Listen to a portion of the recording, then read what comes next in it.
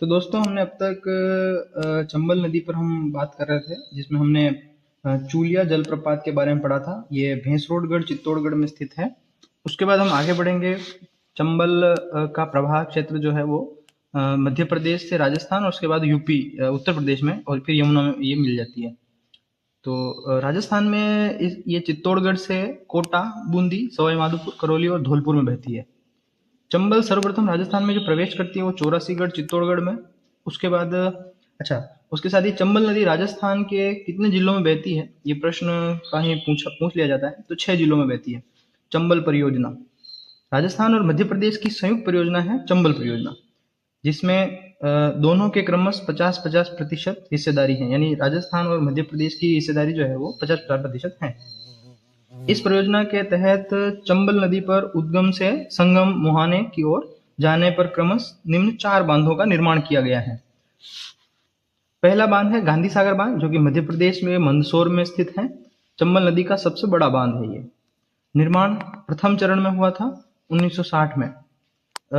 इस पे 3 चरणों में बांध बने हैं। जो प्रथम चरण में जो बांध बना है वो है गांधी सागर बांध। उसके बाद दूसरा जो है राणा प्रताप सागर बांध स्थित है रावतभाटा चित्तौड़गढ़ में। रावतभाटा में ही राजस्थान का सबसे बड़ा परमाणु संयंत्र भी स्थित है।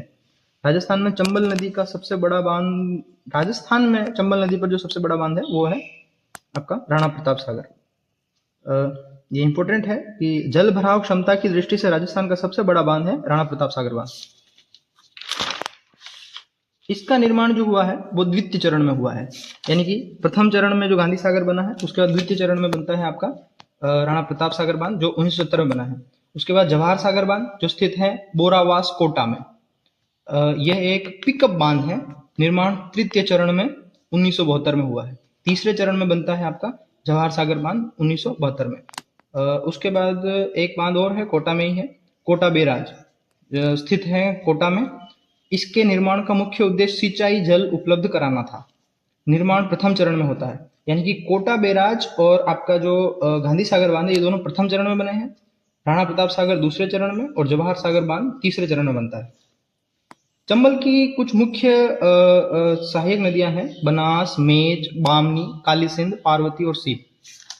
इन्हीं के विषय में यहाँ पर एक हमने जो नक्शा बनाया था ये। आगे के अगले वीडियो में हम बनास नदी के बारे में पढ़ेंगे। जय हिंद।